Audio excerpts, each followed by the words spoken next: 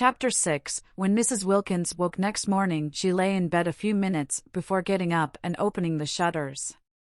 What would she see out of her window? A shining world, or a world of rain? But it would be beautiful. Whatever it was would be beautiful. She was in a little bedroom with bare white walls and a stone floor and sparse old furniture. The beds, there were two, were made of iron, enameled black and painted with bunches of gay flowers. She lay putting off the great moment of going to the window as one puts off opening a precious letter, gloating over it. She had no idea what time it was. She had forgotten to wind up her watch ever since, centuries ago, she last went to bed in Hampstead. No sounds were to be heard in the house, so she supposed it was very early, yet she felt as if she had slept a long while, so completely rested, so perfectly content. She lay with her arms clasped round her head, thinking how happy she was, her lips curved upwards in a delighted smile. In bed by herself, adorable condition. She had not been in a bed without Mellersh once now for 5 whole years, and the cool roominess of it, the freedom of one's movements, the sense of recklessness, of audacity, in giving the blankets a pull if one wanted to, or twitching the pillows more comfortably. It was like the discovery of an entirely new joy. Mrs. Wilkins longed to get up and open the shutters, but where she was really so very delicious. She gave a sigh of contentment, and went on lying there looking round her, taking in everything in her room, her own little room, her very own, to arrange just as she pleased for this one blessed month, her room bought with her own savings, the fruit of her careful denials, whose door she could bolt if she wanted to, and nobody had the right to come in. It was such a strange little room, so different from any she had known, and so sweet. It was like a cell. Except for the 2 beds, it suggested a happy austerity. And the name of the chamber, she thought, quoting and smiling round at it, was Peace. Well, this was delicious, to lie there thinking how happy she was, but outside those shutters it was more delicious still. She jumped up, pulled on her slippers, for there was nothing on the stone floor but one small rug, ran to the window and threw open the shutters. "Oh!" cried Mrs. Wilkins. All the radiance of April in Italy lay gathered together at her feet. The sun poured in on her. The sea lay asleep in it, hardly stirring. Across the bay the lovely mountains, exquisitely different in color, were asleep too in the light, and underneath her window, at the bottom of the flower-starred grass slope from which the wall of the castle rose up, was a great cypress, cutting through the delicate blues and violets and rose colors of the mountains and the sea like a great black sword. She stared. Such beauty, and she there to see it. Such beauty, and she alive to feel it. Her face was bathed in light. Lovely scents came up to the window and caressed her. A tiny breeze gently lifted her hair. Far out in the bay a cluster of almost motionless fishing boats hovered like a flock of white birds on the tranquil sea. How beautiful, how beautiful. Not to have died before this, to have been allowed to see, breathe, feel this. She stared, her lips parted. Happy? Poor, ordinary, everyday word. But what could one say, how could one describe it? It was as though she could hardly stay inside herself, it was as though she were too small to hold so much of joy, it was as though she were washed through with light.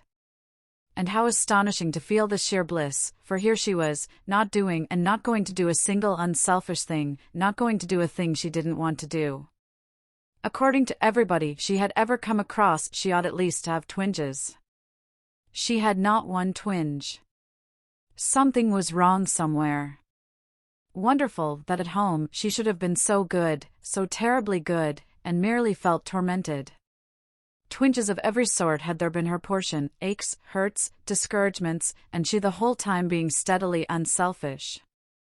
Now she had taken off all her goodness and left it behind her like a heap of rain-sodden clothes, and she only felt joy. She was naked of goodness, and was rejoicing in being naked. She was stripped, and exulting. And there, away in the dim mugginess of Hampstead, was Mellersh being angry. She tried to visualize Mellersh, she tried to see him having breakfast and thinking bitter things about her, and lo, Mellersh himself began to shimmer, became rose color, became delicate violet, became an enchanting blue, became formless, became iridescent. Actually, Mellersh, after quivering a minute, was lost in light. Well, thought Mrs. Wilkins, staring, as it were, after him. How extraordinary not to be able to visualize Mellersh, and she who used to know every feature, every expression of his by heart. She simply could not see him as he was. She could only see him resolved into beauty, melted into harmony with everything else. The familiar words of the general thanksgiving came quite naturally into her mind, and she found herself blessing God for her creation, preservation, and all the blessings of this life, but above all for his inestimable love, out loud, in a burst of acknowledgement. While Mellersh, at that moment angrily pulling on his boots, before going out into the dripping streets, was indeed thinking bitter things about her. She began to dress, choosing clean white clothes in honor of the summer's day, unpacking her suitcases, tidying her adorable little room. She moved about with quick, purposeful steps, her long thin body held up straight, her small face, so much puckered at home with effort and fear, smoothed out. All she had been and done before this morning, all she had felt and worried about, was gone. Each of her worries behaved as the image of Mellersh had behaved, and dissolved into color and light. And she noticed things she had not noticed for years. When she was doing her hair in front of the glass she noticed it, and thought, why, what pretty stuff.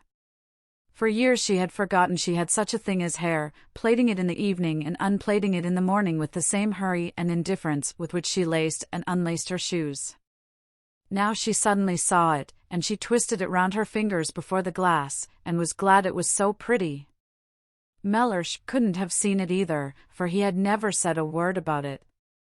Well, when she got home, she would draw his attention to it. Mellersh, she would say, look at my hair. Aren't you pleased you've got a wife with hair like curly honey? She laughed. She had never said anything like that to Mellersh yet, and the idea of it amused her. But why had she not? Oh yes, she used to be afraid of him. Funny to be afraid of anybody, and especially of one's husband, whom one saw in his more simplified moments, such as asleep, and not breathing properly through his nose. When she was ready, she opened her door to go across to see if Rose, who had been put the night before by a sleepy maidservant into a cell opposite, were awake. She would say good morning to her, and then she would run down and stay with that cypress tree till breakfast was ready, and after breakfast she wouldn't so much as look out of a window till she had helped Rose get everything ready for Lady Caroline and Mrs. Fisher. There was much to be done that day, settling in, arranging the rooms. She mustn't leave Rose to do it alone. They would make it all so lovely for the two to come, have such an entrancing vision ready for them of little cells bright with flowers. She remembered she had wanted Lady Caroline not to come, fancy wanting to shut someone out of heaven because she thought she would be shy of her. And as though it mattered if she were, and as though she would be anything so self-conscious as shy. Besides, what a reason. She could not accuse herself of goodness over that. And she remembered she had wanted not to have Mrs. Fisher either, because she had seemed lofty. How funny of her. So funny to worry about such little things, making them important. The bedrooms and two of the sitting rooms at San Salvatore were on the top floor, and opened into a roomy hall with a wide glass window at the north end. San Salvatore was rich in small gardens in different parts and on different levels. The garden this window looked down on was made on the highest part of the walls, and could only be reached through the corresponding spacious hall on the floor below. When Mrs. Wilkins came out of her room, this window stood wide open, and beyond it in the sun was a Judas tree in full flower. There was no sign of anybody, no sound of voices or feet. Tubs of arum lilies stood about on the stone floor, and on a table flamed a huge bunch of fierce nasturtiums. Spacious, flowery, silent, with the wide window at the end opening into the garden, and the Judas tree absurdly beautiful in the sunshine, it seemed to Mrs. Wilkins, arrested on her way across to Mrs. Arbuthnot, too good to be true.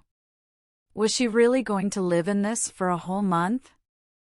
Up to now she had had to take what beauty she could as she went along, snatching at little bits of it when she came across it, a patch of daisies on a fine day in a Hampstead field, a flash of sunset between two chimney pots. She had never been in, definitely, completely beautiful places. She had never been even in a venerable house, and such a thing as a profusion of flowers in her rooms was unattainable to her. Sometimes in the spring she had bought 6 tulips at Shoolbred's, unable to resist them, conscious that Mellersh, if he knew what they had cost, would think it inexcusable, but they had soon died, and then there were no more. As for the Judas tree, she hadn't an idea what it was, and gazed at it out there against the sky with the rapt expression of one who sees a heavenly vision. Mrs. Arbuthnot, coming out of her room, found her there like that, standing in the middle of the hall staring. Now what does she think she sees now? Thought Mrs. Arbuthnot. We are in God's hands, said Mrs. Wilkins, turning to her, speaking with extreme conviction. Oh, said Mrs. Arbuthnot quickly, her face, which had been covered with smiles when she came out of her room, falling. Why, what has happened? For Mrs. Arbuthnot had woken up with such a delightful feeling of security, of relief, and she did not want to find she had not after all escaped from the need of refuge. She had not even dreamed of Frederick. For the first time for years she had been spared the nightly dream that he was with her, that they were heart to heart, and its miserable awakening. She had slept like a baby, and had woken up confident. She had found there was nothing she wished to say in her morning prayer except thank you. It was disconcerting to be told she was after all in God's hands. I hope nothing has happened, she asked anxiously. Mrs. Wilkins looked at her a moment, and laughed. How funny, she said, kissing her.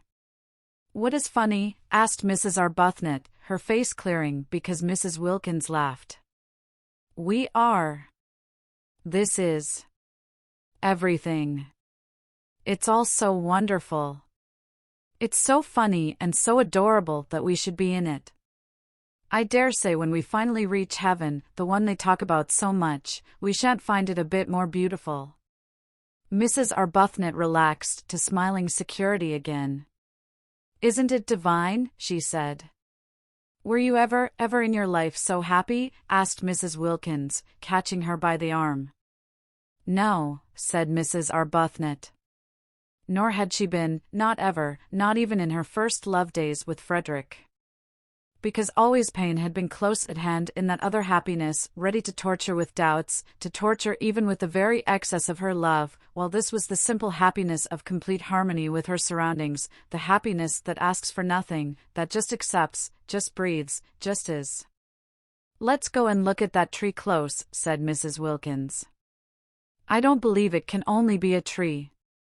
And arm in arm they went along the hall, and their husbands would not have known them, their faces were so young with eagerness, and together they stood at the open window, and when their eyes, having feasted on the marvelous pink thing, wandered farther among the beauties of the garden, they saw sitting on the low wall at the east edge of it, gazing out over the bay, her feet in lilies, Lady Caroline.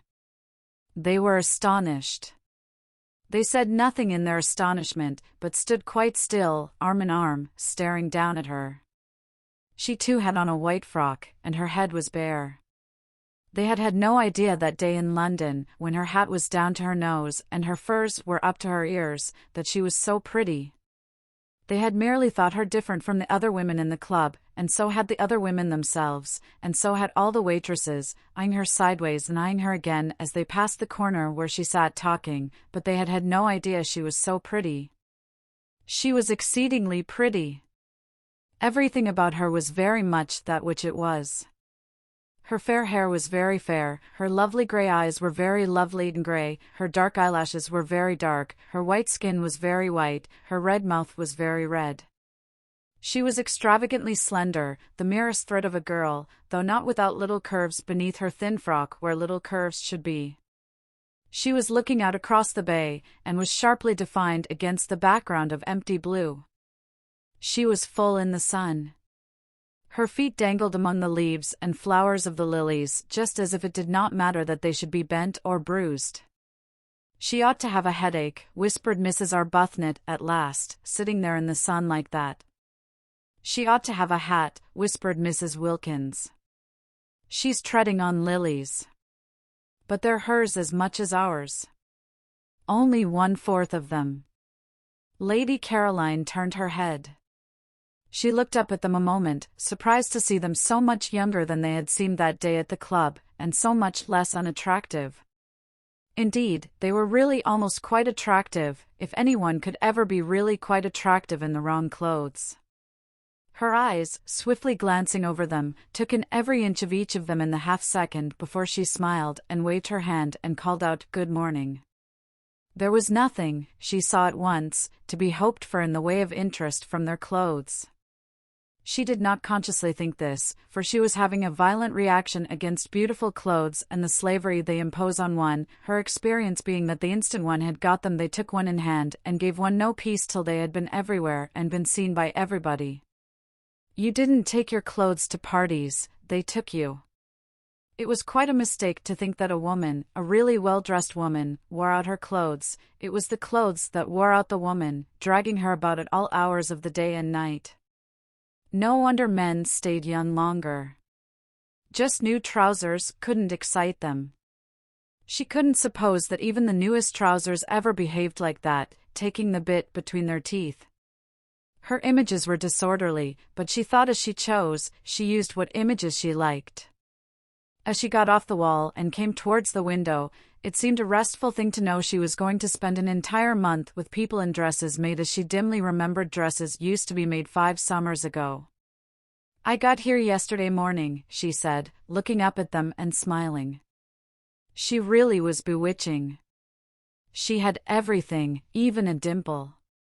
It's a great pity, said Mrs. Arbuthnot, smiling back, because we were going to choose the nicest room for you. Oh, but I've done that, said Lady Caroline. At least, I think it's the nicest. It looks 2 ways. I adore a room that looks 2 ways, don't you? Over the sea to the west, and over this Judas tree to the north. And we had meant to make it pretty for you with flowers, said Mrs. Wilkins. Oh, Domenico did that. I told him to directly I got here. He's the gardener. He's wonderful. It's a good thing, of course, said Mrs. Arbuthnot a little hesitatingly, to be independent, and to know exactly what one wants. Yes, it saves trouble, agreed Lady Caroline. But one shouldn't be so independent, said Mrs. Wilkins, as to leave no opportunity for other people to exercise their benevolences on one. Lady Caroline, who had been looking at Mrs. Arbuthnot, now looked at Mrs. Wilkins. That day at that queer club she had had merely a blurred impression of Mrs. Wilkins, for it was the other one who did all the talking, and her impression had been of somebody so shy, so awkward that it was best to take no notice of her. She had not even been able to say goodbye properly, doing it in an agony, turning red, turning damp. Therefore she now looked at her in some surprise, and she was still more surprised when Mrs. Wilkins added, gazing at her with the most obvious sincere admiration, speaking indeed with a conviction that refused to remain unuttered, "I didn't realize you were so pretty." She stared at Mrs. Wilkins. She was not usually told this quite so immediately and roundly. Abundantly as she was used to it, impossible not to be after 28 solid years, it surprised her to be told it with such bluntness, and by a woman. "It's very kind of you to think so," she said. "Why, you're lovely," said Mrs. Wilkins. Quite lovely." "I hope," said Mrs. Arbuthnot pleasantly, "you make the most of it." Lady Caroline then stared at Mrs. Arbuthnot. "Oh yes," she said. "I make the most of it. I've been doing that ever since I can remember." "Because," said Mrs. Arbuthnot, smiling and raising a warning forefinger, "it won't last." Then Lady Caroline began to be afraid these two were originals. If so, she would be bored. Nothing bored her so much as people who insisted on being original, who came and buttonholed her and kept her waiting while they were being original.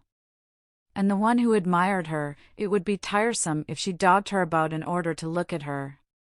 What she wanted of this holiday was complete escape from all she had had before. She wanted the rest of complete contrast. Being admired, being dogged, wasn't contrast, it was repetition, and as for originals, to find herself shut up with two on the top of a precipitous hill in a medieval castle built for the express purpose of preventing easy-goings out and in, would not, she was afraid, be especially restful. Perhaps she had better be a little less encouraging. They had seemed such timid creatures, even the dark one, she couldn't remember their names, that day at the club, that she had felt it quite safe to be very friendly. Here they had come out of their shells, already, indeed, at once. There was no sign of timidity about either of them here. If they had got out of their shells so immediately, at the very first contact, unless she checked them they would soon begin to press upon her, and then goodbye to her dream of 30 restful, silent days, lying unmolested in the sun, getting her feathers smooth again, not being spoken to, not waited on, not grabbed at and monopolized, but just recovering from the fatigue, the deep and melancholy fatigue, of the too much. Besides, there was Mrs. Fisher. She too must be checked. Lady Caroline had started 2 days earlier than had been arranged for 2 reasons. First, because she wished to arrive before the others in order to pick out the room or rooms she preferred, and second, because she judged it likely that otherwise she would have to travel with Mrs. Fisher. She did not want to travel with Mrs. Fisher. She did not want to arrive with Mrs. Fisher. She saw no reason whatever why for a single moment she should have to have anything at all to do with Mrs. Fisher. But unfortunately Mrs. Fisher also was filled with a desire to get to San Salvatore first and pick out the room or rooms she preferred, and she and Lady Caroline had after all travelled together. As early as Calais they began to suspect it, in Paris they feared it, at Modane they knew it, at Mazego they concealed it, driving out to Castagneto in 2 separate flies, the nose of the one almost touching the back of the other the whole way. But when the road suddenly left off at the church and the steps, further evasion was impossible, and faced by this abrupt and difficult finish to their journey there was nothing for it but to amalgamate. Because of Mrs. Fisher's stick Lady Caroline had to see about everything. Mrs. Fisher's intentions, she explained from her fly when the situation had become plain to her, were active, but her stick prevented their being carried out. The 2 drivers told Lady Caroline boys would have to carry the luggage up to the castle, and she went in search of some, while Mrs. Fisher waited in the fly because of her stick. Mrs. Fisher could speak Italian, but only, she explained, the Italian of Dante, which Matthew Arnold used to read with her when she was a girl, and she thought this might be above the heads of boys. Therefore Lady Caroline, who spoke ordinary Italian very well, was obviously the one to go and do things. "I am in your hands," said Mrs. Fisher, sitting firmly in her fly. "You must please regard me as merely an old woman with a stick." And presently, down the steps and cobbles to the piazza, and along the quay, and up the zigzag path, Lady Caroline found herself as much obliged to walk slowly with Mrs. Fisher as if she were her own grandmother. "It's my stick," Mrs. Fisher complacently remarked at intervals. And when they rested at those bends of the zigzag path where seats were, and Lady Caroline, who would have liked to run on and get to the top quickly, was forced in common humanity to remain with Mrs. Fisher because of her stick, Mrs. Fisher told her how she had been on a zigzag path once with Tennyson. "Isn't his cricket wonderful?" said Lady Caroline absently. "The Tennyson," said Mrs. Fisher, turning her head and observing her a moment over her spectacles. "Isn't he?" said Lady Caroline. "I am speaking," said Mrs. Fisher, "of Alfred." "Oh," said Lady Caroline. "And it was a path, too," Mrs. Fisher went on severely, curiously like this. "No eucalyptus tree, of course, but otherwise curiously like this. And at one of the bends he turned and said to me, I see him now turning and saying to me, yes, Mrs. Fisher would have to be checked. And so would these 2 up at the window. She had better begin at once." She was sorry she had got off the wall. All she need have done was to have waved her hand, and waited till they came down and out into the garden to her. So she ignored Mrs. Arbuthnot's remark and raised forefinger, and said with marked coldness, at least, she tried to make it sound marked, that she supposed they would be going to breakfast, and that she had had hers, but it was her fate that however coldly she sent forth her words they came out sounding quite warm and agreeable. That was because she had a sympathetic and delightful voice, due entirely to some special formation of her throat and the roof of her mouth, and having nothing whatever to do with what she was feeling. Nobody in consequence ever believed they were being snubbed. It was most tiresome. And if she stared icily, it did not look icy at all, because her eyes, lovely to begin with, had the added loveliness of very long, soft, dark eyelashes. No icy stare could come out of eyes like that. It got caught and lost in the soft eyelashes, and the person stared at merely thought they were being regarded with a flattering and exquisite attentiveness. And if ever she was out of humor or definitely cross, and who would not be sometimes in such a world, she only looked so pathetic that people all rushed to comfort her, if possible by means of kissing. It was more than tiresome, it was maddening. Nature was determined that she should look and sound angelic. She could never be disagreeable or rude without being completely misunderstood. "I had my breakfast in my room," she said, trying her utmost to sound curt. "Perhaps I'll see you later." And she nodded, and went back to where she had been sitting on the wall, with the lilies being nice and cool round her feet.